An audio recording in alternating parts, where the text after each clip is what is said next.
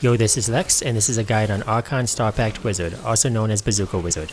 In this video, I'll be going over both node generator and generator versions of the build for use in groups. I'll also be breaking down all the rotations and the animation cancel technique. This build shouldn't be attempted before you have 1500 Paragon and all the required gear and stats. Check out my VOChan total guides first if you're just starting Wizard. First, I'll be going over the node generator Bazooka setup. I recommend this version for beginners as it's easier to play. For Archon stacks, there's the Swami and Fazula's Chain. For defense, there's Stone Gauntlets, Aquila Chest, Halo of Carini, and Ancient Parthian Defenders. Strong Arm Bracers are an option if you use Black Hole. Don't drop Parthian Defenders unless you can still keep shooting up for Squirt's buff. Stone Gauntlets are a Barbarian and Crusader item and can be gambled or upgraded for on those characters. For channeling damage, there's Mantle of Channeling, Death Wish, and Etched Sigil. For meteor damage, there's the Grand Vizier and Nelfor's Boast. And for even more damage, there's Squirt's Necklace, Convention of Elements, and Swampland Waders. These pants are a Witch Doctor item and can be gambled or upgraded for until you get an Ancient. Then arcane damage can be rolled on a Wizard. Illusory Boots are used to move freely. An Obsidian Ring of the Zodiac is used to cool down Archon. For legendary gems, Legacy of Dreams is required for the build to do damage. Bane of the Trapped is the second best gem here for damage. Zay's Stone of Vengeance is more useful if you're landing meteors at range. This tooltip is wrong. The 5 stages of damage are at 0, 10, 20, 30, and 40 yards. So it's still somewhat useful even at close range. If you're just starting out, this gem can be swapped for Esoteric Alteration for more defense or Go-Look of Swiftness if you're missing cooldown reduction. For stat priorities, you need 58% cooldown reduction. If you're playing Season 18, you can drop to 50% cooldown reduction and rely on blue cooldown circles. The other important stats are 150 to 174 area damage, up to 60% arcane damage, and up to 45% meteor damage. If you plan on doing 2 meteor rotations, you would need 3 to 8 arcane power on crit. Check the D3 planner link below for more details on the stats. Moving on to skills, Storm Armor Scramble activates Halo of Carini. Ray of Frost Sleetstorm activates Obsidian Ring and channeling damage. Black Hole Spell Steal and Wave of Force Arcane Attunement are used before Meteor for more damage. Archon is used right before the meteor lands for more damage. And of course, Meteor Star Pact for big dumps. Astral Presence is needed for regen when doing the node generator build. Evocation gives cooldown reduction. Galvanizing Ward is used to keep Squirt's buff active. Power Hungry is used if you're landing meteors at range. I recommend starting with Audacity for close range meteors. It's easier to stay in the group when you're first learning the build. After you learn the node generator build, you can move on to the generator build. This version has more consistent damage but requires more input and management. Black Hole is switched to Electrocute Surge of Power, and Astral Presence is switched to Arcane Dynamo. Another bonus to this version is not using Black Hole, as it can cause lag and move enemies around. For Paragon, I usually put points into Vitality into about 800,000 health.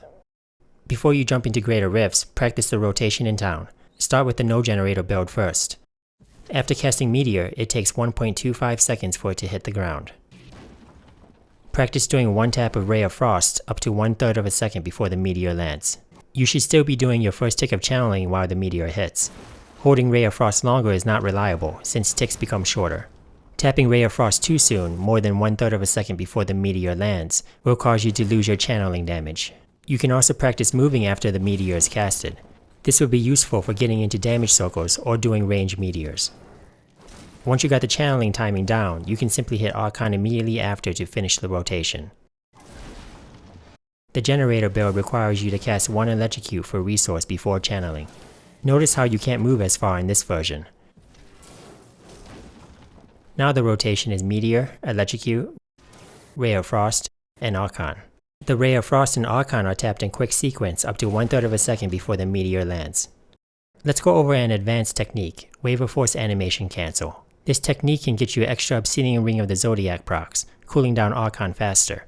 While holding down channeling, cast Wave of Force, then immediately use Force Move to cancel the animation. You must pause for a moment afterwards until the channeling comes back out, before repeating the Wave of Force animation cancel. If done right, you can get into Archon up to 3 seconds faster than using channeling alone. It's not a very big advantage, or completely necessary, but can be useful if you fall behind on your Archon cooldown.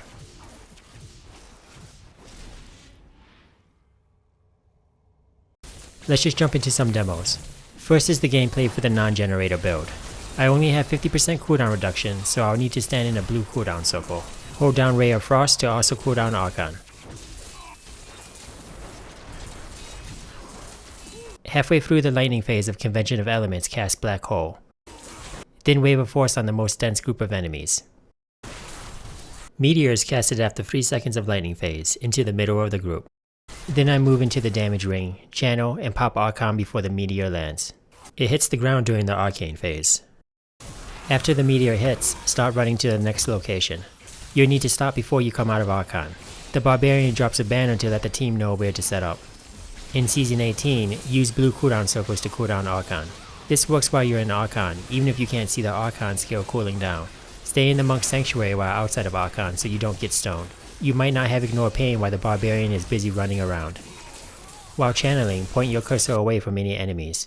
Your Etched Sigil can proc black holes that would mess with the Barbarian's ability to ground stomp enemies tightly together.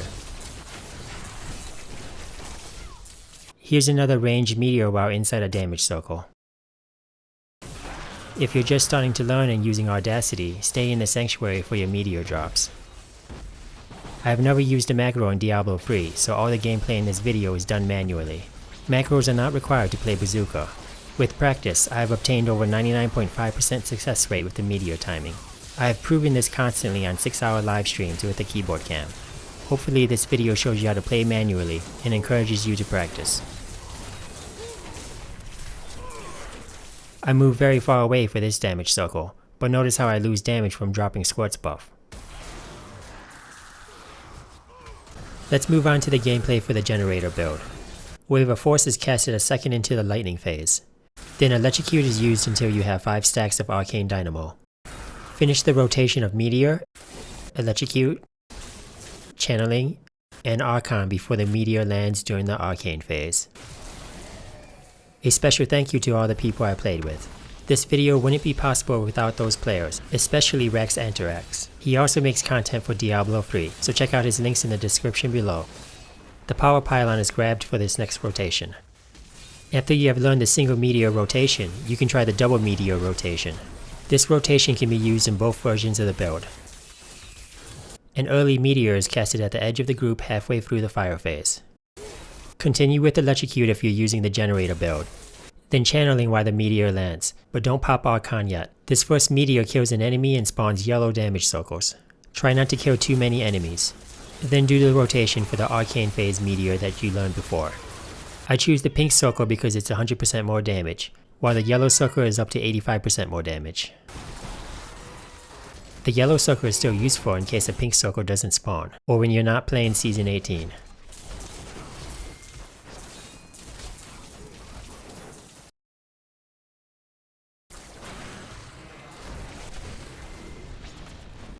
Sometimes a yellow and a pink circle will overlap. These different colored circles will stack damage, but 2 pink or 2 yellow won't.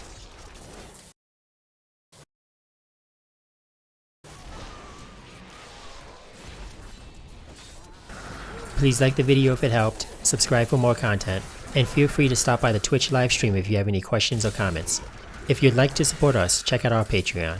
Listed on our Patreon are many ways to give support even if you can't donate. Thanks for watching and happy slaying.